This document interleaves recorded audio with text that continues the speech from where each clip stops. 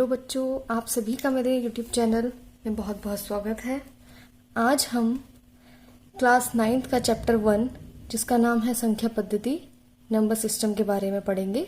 तो चलिए स्टार्ट करते हैं। सबसे पहले हम नंबर्स के बारे में जानेंगे, जिसमें सबसे पहले कौन से नंबर्स आते हैं? नेचुरल नंबर्स यानी कि प्राकृतिक संख्याएं। सभी संख्याएं 1 से अनंत तक प्राकृतिक संख्याएं कहलाती हैं। जितनी भी संख्याएं हैं हमारी पॉजिटिव 1 से लेकर इन्फिनिटी तक, वो सब हमारी क्या कहलाती हैं? प्राकृतिक संख्याएं। इन्हें हम n से रिप्रेजेंट करते हैं, n से प्रदर्शित करते हैं। उसके बाद जो हमारी नेक्स्ट संख्याएं आती हैं वो है पूर्ण संख्याएं, जिन्हें हम इंग्लिश में होल नंबर्स कहते हैं। सभी संख्याएं 0 से अनंत तक यानी कि 0 से इन्फिनिटी तक सभी पूर्ण संख्याएं कहलाती हैं। उसमें 0, 1, 2 से लेके इन्फिनिटी तक। इसे हम किससे रिप्रेजेंट करते हैं? W से। W से इन्हें हम प्रदर्शित करते हैं।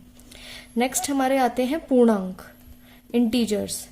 सभी पूर्ण संख्याएं तथा ऋणात्मक संख्याएं 0 के साथ मिलकर पूर्णांक बनाती हैं। यानी कि हमारी पूर्ण संख्याएं कौन सी होती हैं? जो हमने ऊपर पढ़ी हैं 0 से अनंत तक, और सभी ऋणात्मक संख्याएं जो हमारे नंबर लाइन पे 0 के अपोजिट साइड पाई जाती हैं। हमें नंबर लाइन पे पता है कि नंबर्स कैसे रिप्रेजेंट किए जाते हैं, वो भी अभी हम सीखेंगे। तो हमारी सभी पूर्ण संख्याएं, ऋणात्मक संख्याएं किसके साथ मिलकर? 0 के साथ मिलकर क्या बनाती हैं? पूर्णांक बनाती हैं। पूर्णांक 2 तरीके के होते हैं, धनात्मक पूर्णांक और ऋणात्मक पूर्णांक। इन दोनों को ही मिलकर हमारी क्या बनते हैं? पूर्णांक बनते हैं। हम इन संख्याओं को किससे प्रदर्शित करते हैं? Z से। Z से हम इन संख्याओं को रिप्रेजेंट करते हैं। Z जो है एक जर्मन शब्द ज़ेहल है, जिसका अर्थ है गिनना, और जिसमें ज़िल का अर्थ है संख्या। अब आती है नेक्स्ट हमारी परिमेय संख्याएं।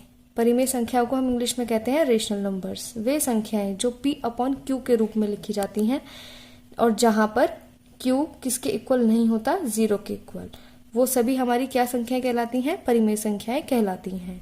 कोई भी संख्या हो जो भी हमारी P/Q के फॉर्म में होगी, जैसे 10/12, 8/6, मतलब यहाँ पर हमारा जो Q है नीचे वाला, इसको हम अगर कंपेयर करें P/Q से, तो यहाँ जो हमारा Q है वो किसके इक्वल नहीं होना चाहिए? 0 के इक्वल। तो ऐसी जो इस टाइप से हमें संख्याएं मिलती हैं वो हमारी क्या कहलाती हैं?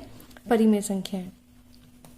अब आती हैं हमारी, सबसे पहले ये देखिए, जो हमारा परिमेय संख्याओं को हम इंग्लिश में क्या कहते हैं? Rational numbers. सो रेशनल शब्द की जो उत्पत्ति हुई है वो किस शब्द से हुई है? रेशो शब्द से हुई है। अब हमारे नेक्स्ट आती हैं अपरिमेय संख्याएं। अपरिमेय संख्याओं को इंग्लिश में हम क्या कहते हैं? Irrational numbers. ये संख्याएं जो P/Q के रूप में नहीं होती हैं। परिमेय संख्याएं क्या होती हैं? P/Q के रूप में होती हैं, लेकिन ये अपरिमेय संख्याएं P/Q के रूप में नहीं होती हैं, और जहाँ Q does not equals to 0 होता है। अपरिमेय संख्याएं कहलाती हैं, जैसे √2, √3, √4, √5, पाई, etc। ये सब हमारे कौन से नंबर्स में आते हैं? इरेशनल नंबर्स में आ जाते हैं। अब आती हैं हमारी अभाज्य संख्याएं। अभाज्य संख्याएं को इंग्लिश में हम क्या कहते हैं? Prime numbers. 1 से बड़ी वे प्राकृतिक संख्याएं जो 1 या स्वयं के अलावा किसी और से विभाजित न हो। यानी कि 1 से बड़ी वो सभी प्राकृतिक संख्याएं जो केवल किससे विभाजित हो सके? 1 से, या फिर केवल अपने ही टेबल से यानी कि स्वयं से विभाजित हो सके। जैसे 2, 3, 5, 7, इस तरीके से बहुत सारी ऐसी डिजिट्स हैं जो केवल या तो 1 से कट होती हैं या फिर खुद के टेबल से कट होती हैं। इसी तरीके से अब आती हैं हमारी भाज्य संख्याएं। भाज्य संख्याओं को इंग्लिश में हम क्या कहते हैं? Composite numbers. 1 से बड़ी वे प्राकृतिक संख्याएं जो 1 या स्वयं के अलावा किसी और से विभाजित हो जाए। इसका अपोजिट यानी कि 1 से बड़ी वे सभी प्राकृतिक संख्याएं जो 1 से या स्वयं के अलावा और किसी भी टेबल में से आसानी से विभाजित हो सके, वो सब संख्याएं क्या कहलाती हैं? भाज्य संख्याएं कहलाती हैं। जैसे कि 4, 6, 8, etc। ये सब क्या है? हमारी भाज्य संख्याएं कहलाती हैं। अब आती हैं हमारी वास्तविक संख्याएं। वास्तविक संख्याओं को हम क्या कहते हैं इंग्लिश में? Real numbers. अच्छा, सभी संख्याओं का संग्रह, जो कि हम संख्या रेखा पर देखते हैं, सभी संख्याओं का संग्रह क्या कहलाता है? वास्तविक संख्याएं कहलाती हैं।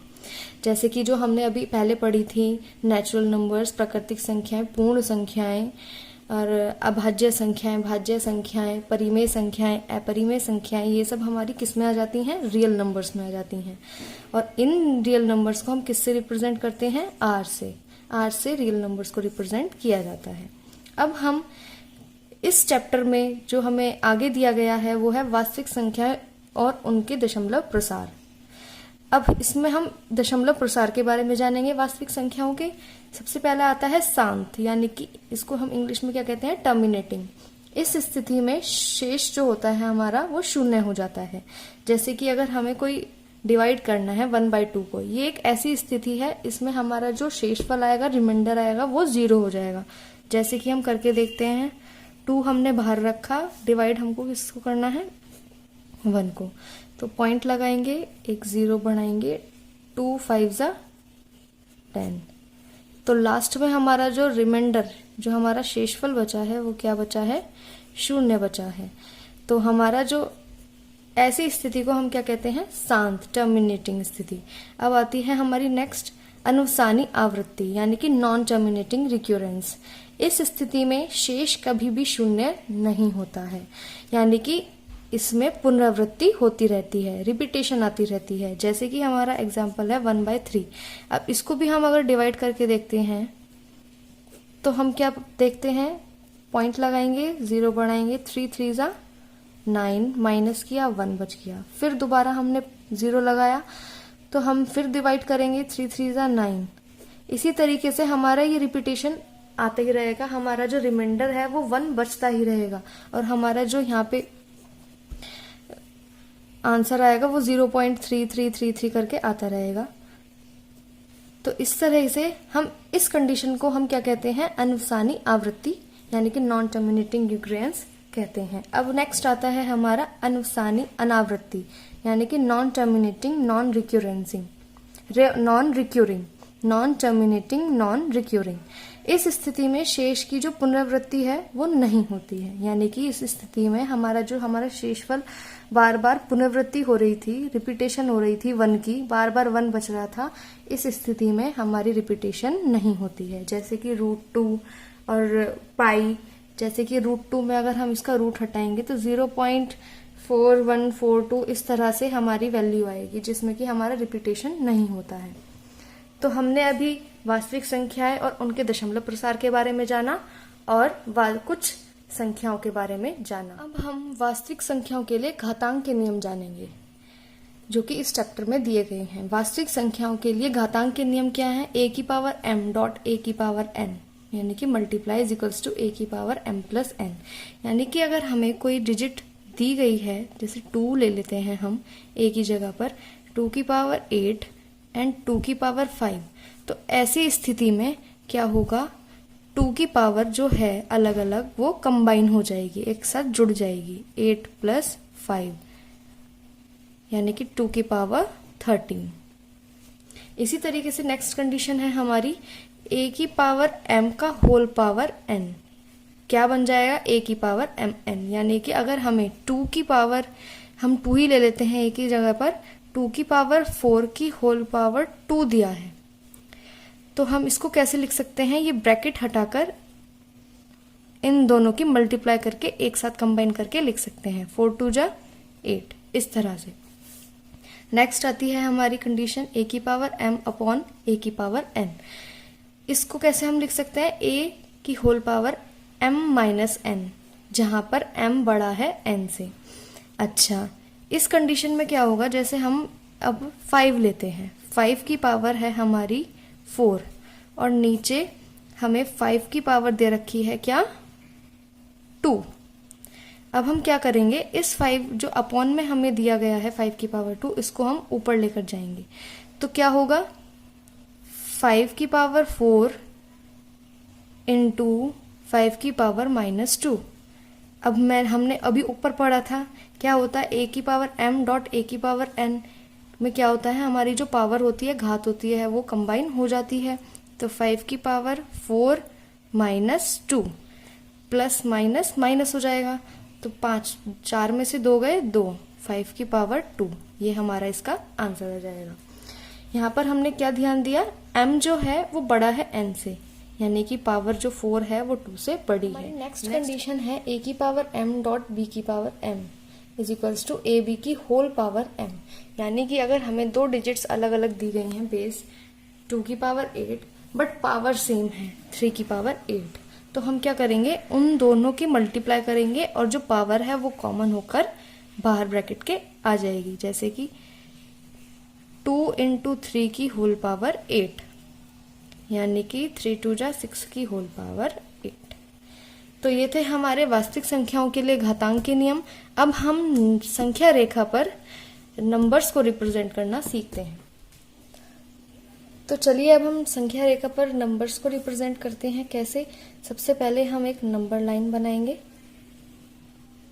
उसको यहाँ से 0 हमारा सेंटर माना जाएगा, 0 इधर पॉजिटिव टर्म्स लिखी जाएंगी 3 4 5 6 7 एंड इधर नेगेटिव टर्म्स -1 -2 3 -4 -5 6 -7।